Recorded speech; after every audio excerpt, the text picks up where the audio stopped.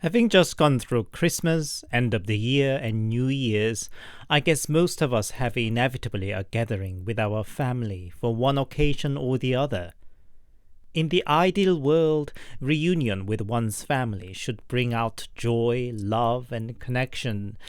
But just as with any other aspect of life, it is never quite so picture perfect. As I already mentioned in previous episodes about the family dynamics in Korea, if you missed them, I'll link the playlist for you. The sense of family bond and responsibility is strongly emphasized in Korea, sometimes even beyond death. The elaborate funeral and memorial culture reflect that. But the stronger the value is, the stronger the fear for when it is broken. But unlike in other social situations, one can't simply move away or forget when something goes wrong within one's family. The hidden family secret, or the skeleton in the closet, as they say, shall eventually surface, sometimes even as a paranormal phenomenon. Today I collected stories about family secrets, from a runaway mom, abusive father, to death in the family. Some are creepy, others are touching, but all of them are definitely weird. So, here are 6 allegedly true stories from Korea about family secrets.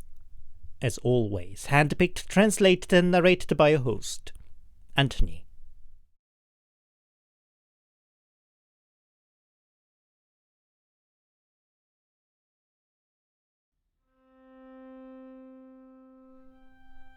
It's a story my father-in-law told me over a drink.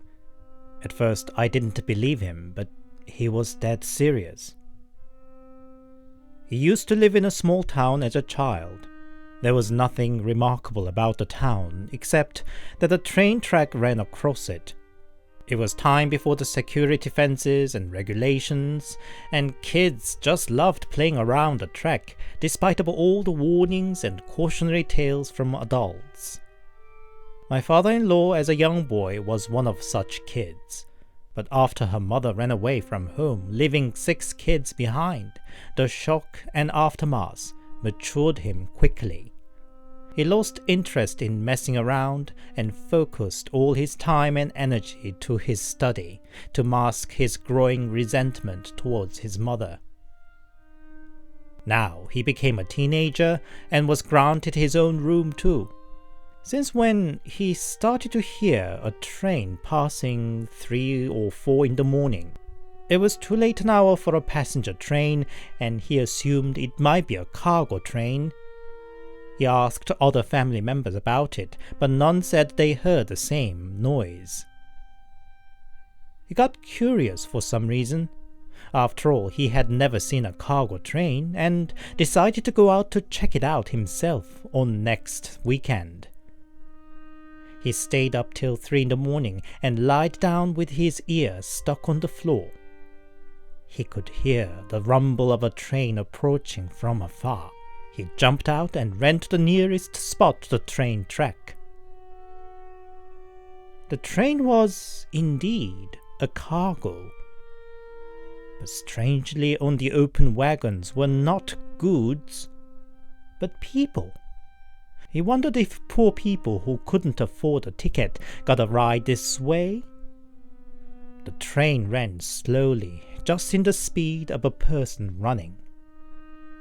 While he watched on curiously, he suddenly saw a familiar face among the passengers. His mother.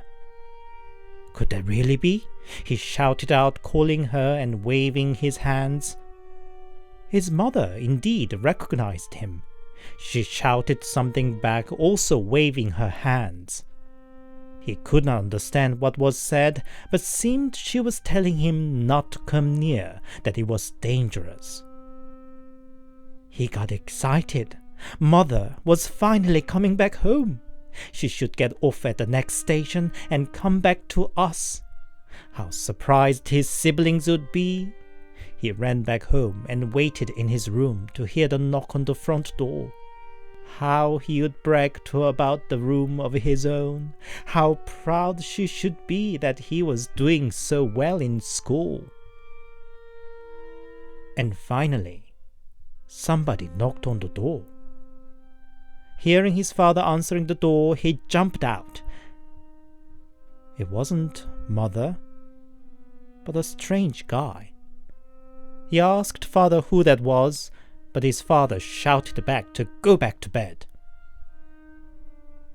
In the morning, he got up to find house full of his relatives, all with dark faces and some crying.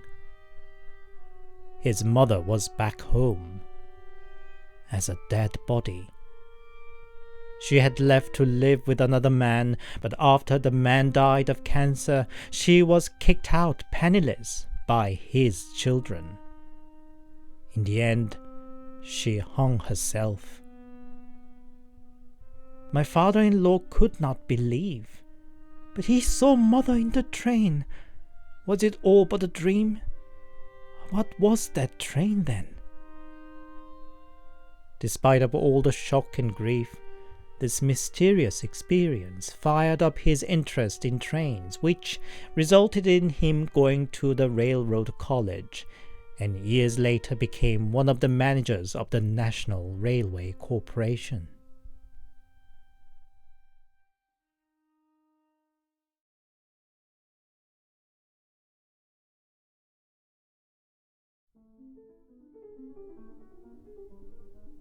A friend of mine has a violent and abusive father.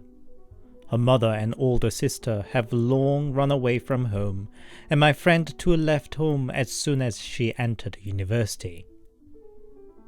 For the first few years, her father seemed to be chasing after her mother and older sister, but when it failed, soon my friend became his next target.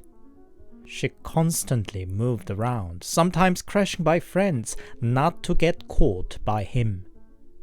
Her life was a mess, of course.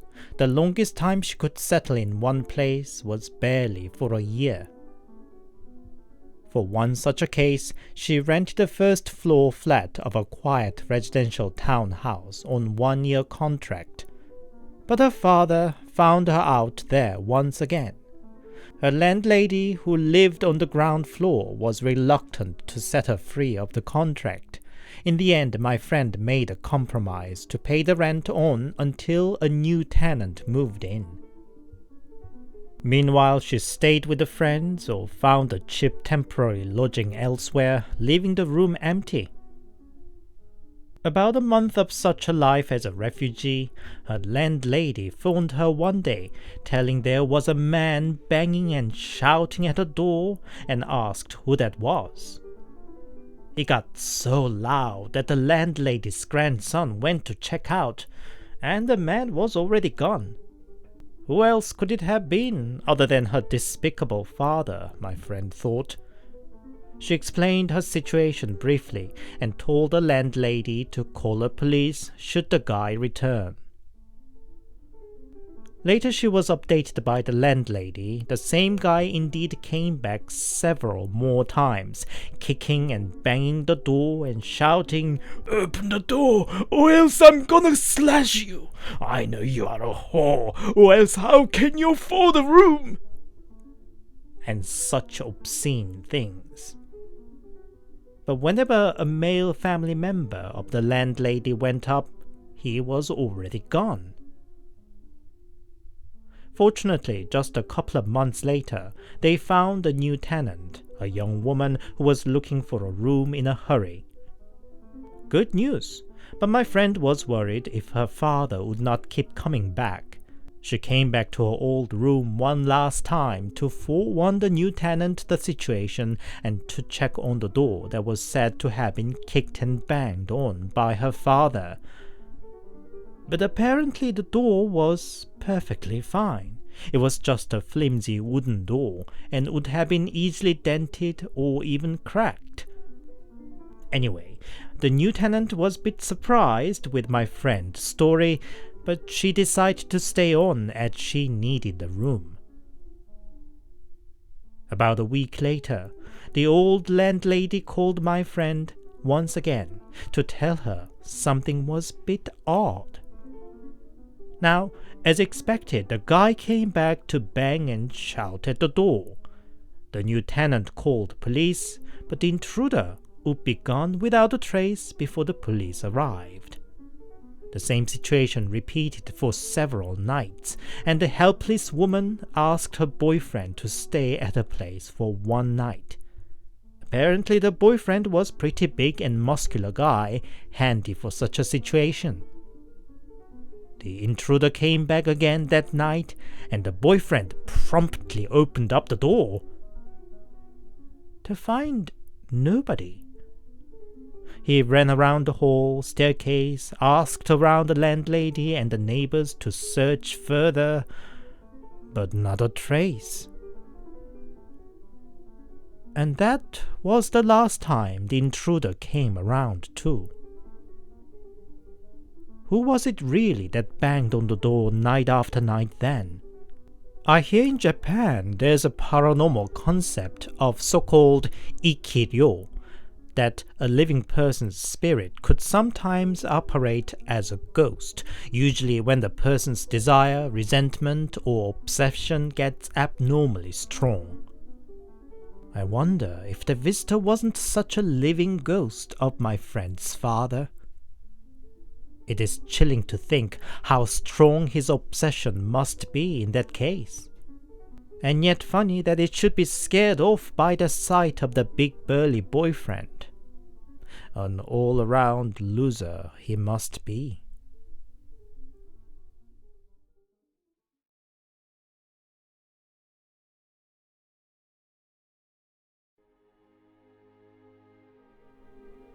About a month after my dad's passing, his old friend unexpectedly called my mom. He said my late dad appeared in his dream the previous night and told him, "I never had a chance to treat my poor wife with something nice. Tell her to check out the underneath of the wardrobe drawer. She would find a bank book there. Tell her to buy herself something pretty with the money there." After the call, Mom checked out the drawer, and indeed there was a bank book with about 500,000 won, about $450 saving. I still remember how my mom cried for a long time that day, holding me in her arms.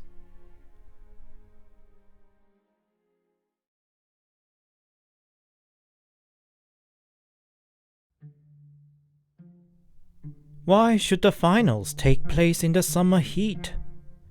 It was still stuffy at night, and I blamed the weather for my loss of concentration. Other flatmates decided to stay put in the library, but I wanted to go back to the flat as I was dying for a cold shower before I have to carry on the tedious study naked. So I sat down in my room to resume my study, hoping the open window to cool me down a bit and a big glass of iced coffee to push my drowsiness away. But soon it turned out to be a losing battle, and I felt the past few days of short sleeps taking the toll on me. It was already passing midnight, and my mates weren't still back, when I heard somebody calling. "Youngie, Youngie, are you in?" It was from the outside, and a woman's voice. Youngie was the name of another student living in the same building. We weren't friends, but I got curious. Who is this? His girlfriend? "Youngie, it's Mom." I peeped out as my window was facing the street. I could see a middle-aged woman, and I could vaguely recognize the face too from the photo Youngie showed some time ago. "Good evening, ma'am. I'm Youngie's schoolmate." "Hi, is he in?" "I guess he should be still in the library."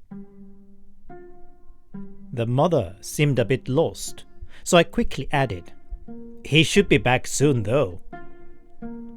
"Could you take the books for him then?" she said. "Excuse me?" "His textbooks." "You carried his textbooks? They must weigh a ton." I wasn't quite ready to volunteer, but she added, "You can keep one of them if you want any." College textbooks are expensive, and I couldn't resist that offer. So I came outside.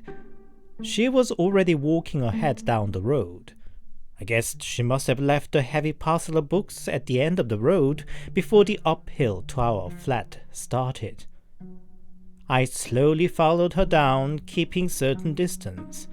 I wasn't too close to Youngie and felt a bit awkward to play nonchalant with his mother.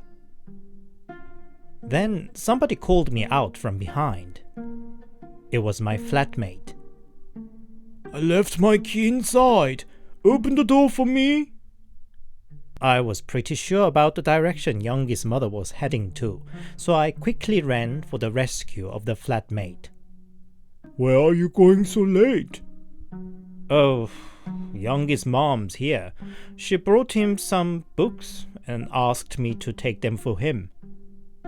"What?" "There she's going. Will you come and help us too?" "That's Youngie's mother? Hackmate, open the door! Quick, hurry!" "What is it?" "Youngie's mom died last year. She's heading back to us. Open the freaking door!" Only then I remembered on what occasion I got to see her photo.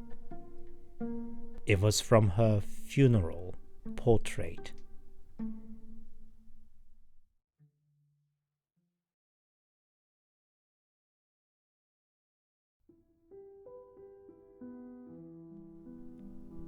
I have a friend who is 3 years older than I. She's also a single mom with a teenage son. We first met when I was volunteering at a rehab center for a physically disabled. Most patients there were elderlies, so it didn't take long before we grew close, for we were the only young people there. She was there for her son. He was born with a deformed leg which stopped growing, which rendered him impossible to walk by himself without a help.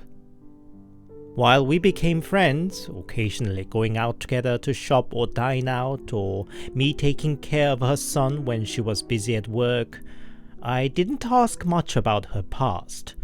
I just didn't want to invade her private matters. About a year into our acquaintance, she said to me over a dinner, "You never asked me about the father of my son." I just said I didn't want to probe unless she herself wanted to talk about it. She said it wasn't that she was embarrassed or meaning to hide, and told me her story. Apparently, she met him in high school and became pregnant. While the man carried on his education in university, my friend went straight to work to make a living for 3. Her partner always promised that he'd take over the responsibility and spoil her silly when he graduate and get a job. But shortly before the graduation, he cut contacts from her. Rumor was he found another girl to marry. When my friend went to confront the man, his parents blocked her, that she shouldn't be in the way of their son's future. Who knew if the deformed baby was really their son's child? Deserted and heartbroken, she spent days crying. Life as a young single mom without even a high school degree was incredibly tough. For a time, she considered if sending her son away might be the better way for both of them. But her father was adamant that she mustn't do such a thing. It was the first time for her It was the first time for her to see her normally mild-mannered and soft-speaking father getting so upset. Then he told my friend a story from when he was young before my friend was born. One day, he was on bus back home. There were but less than a dozen passengers in the bus to the countryside village where he lived. Then hopped on a young mother with a baby. She digged in her purse, but seemed clearly short to pay the fee. "Excuse me, sir. Could I get a ride for once? It's just for a few stops," she pleaded. But the driver wouldn't have it. He shouted at her to get off, and other passengers chimed in that she was delaying the journey, until my friend's father came in for her rescue and paid for her. Young mother thanked him and took a seat in front of him. "To where are you going?" she said. He named his village, and she said, "You'd better get off at the next stop and wait for the next bus." He was baffled. In this small countryside, buses ran with long intervals. I should get back home quickly, so... He tried to reject gently, but the young woman's response was so earnest, almost like a desperate plea. He sensed something was up, and so got off at the next stop. After a long wait, he took the next bus, and on the way, he saw the previous bus had a crash. He later found out 2 passengers had died from the accident, and the rest also suffered varying degree of injuries. He seeked if there was a young mother with a baby among them, but there wasn't such a person. She could very well have got off the bus before the accident, but he believed she nevertheless saved him. Years passed, long enough for him to have forgot about the incident. And one day, he got a dream. He saw the same young woman still holding the baby. Suddenly the baby jumped out of her arms and walked towards him. And by each step, the baby became a toddler, and a boy, and then a teenager. By the time he reached the father, he became a huge tiger. Father felt more awe than fear. Despite of himself, he fell on his knees and bowed to the magnificent creature. In response, the tiger lifted its paw and patted on the father's head, and with that, he woke up from the dream.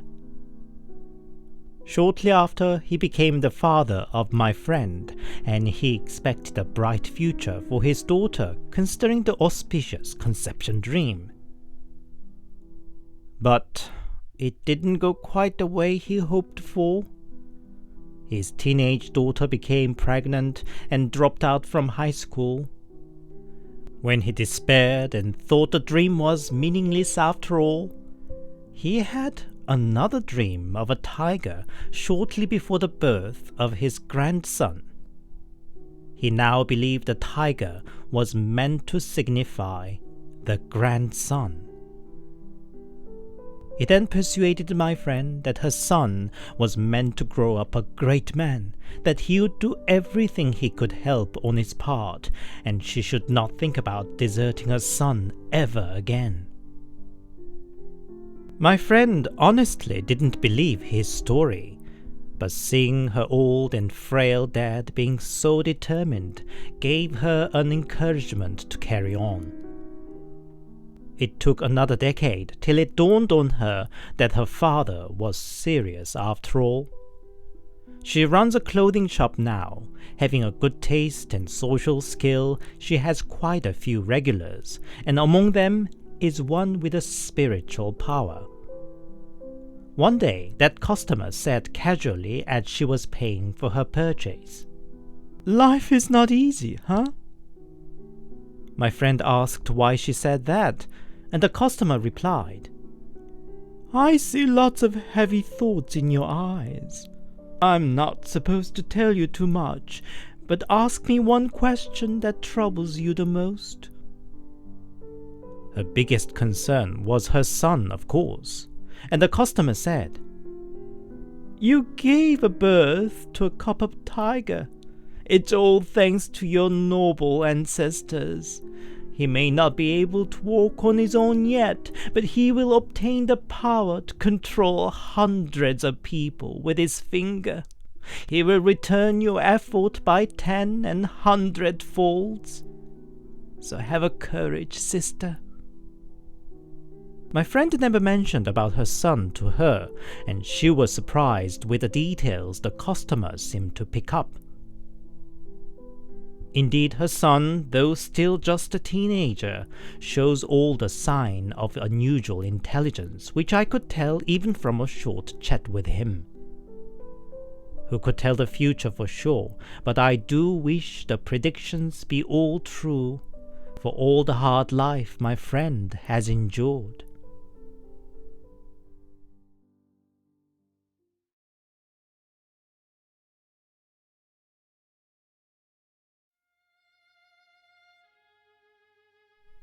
I got married in 1975. My in-laws were farmers living in a small countryside village.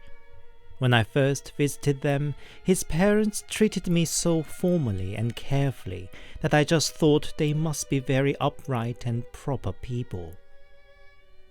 When the wedding day was set, as people usually did at the time, we wanted to see a fortune teller to have our kunghap, the couple's compatibility, told. Then the mother-in-law insisted that we didn't need to waste our money to a quack, that she knew somebody who was a real deal, and she'd get our kunghap from him for us. The result was, as mother-in-law later passed on, nothing out of ordinary. I got pregnant soon after the wedding.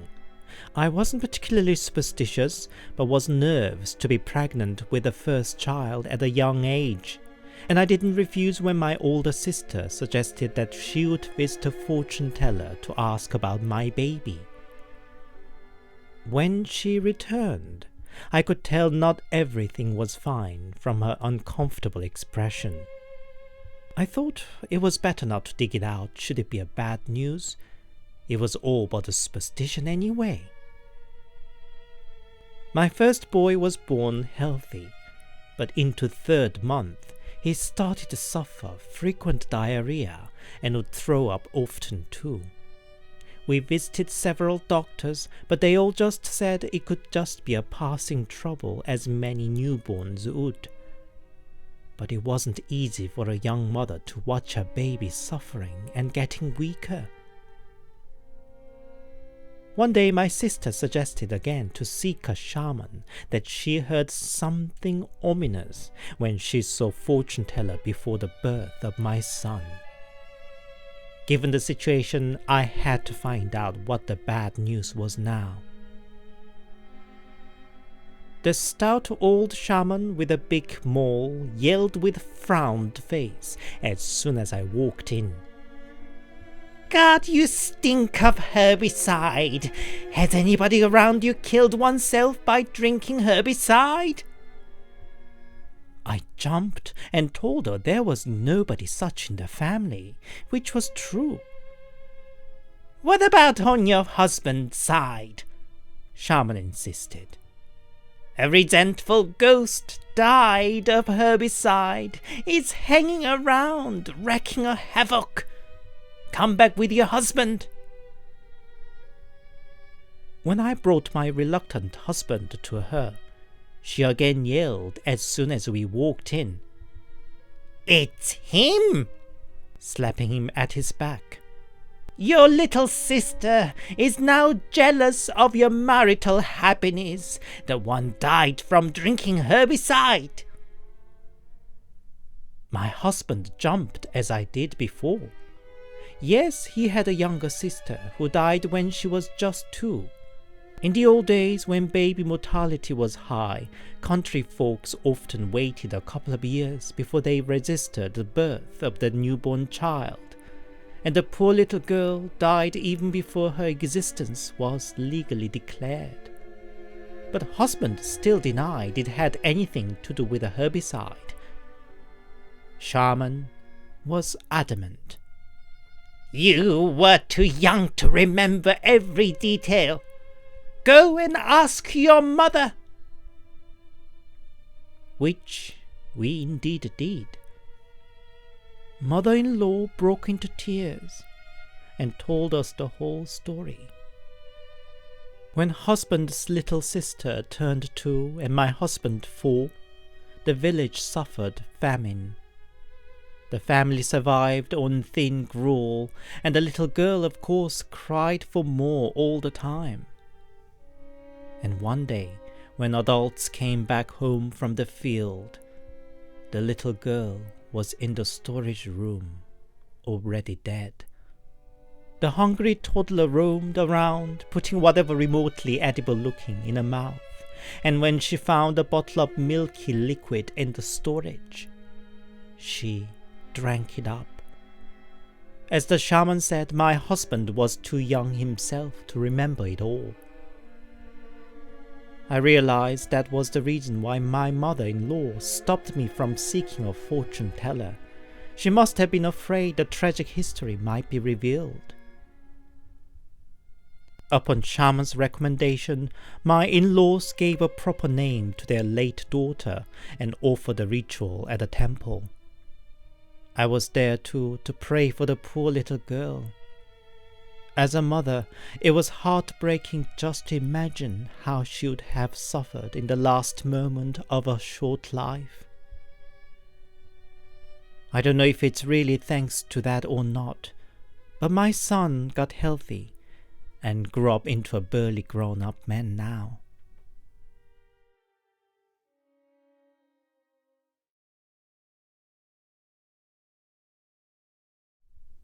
Hi, it's Anthony here, and thank you very much for listening.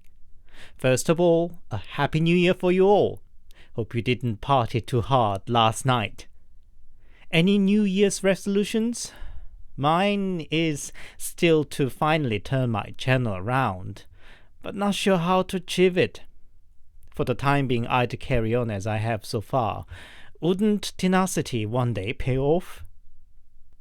If you enjoyed my work, please give it a like and a comment, and please consider subscribing to my channel. If you'd support me more directly, I also have a Buy Me a Coffee account. The link's in the description. Buy Me a Coffee supporters are getting an early access to my new video. Thank you. Hope you have a wonderful start of the new year. Until the next, stay safe and take care.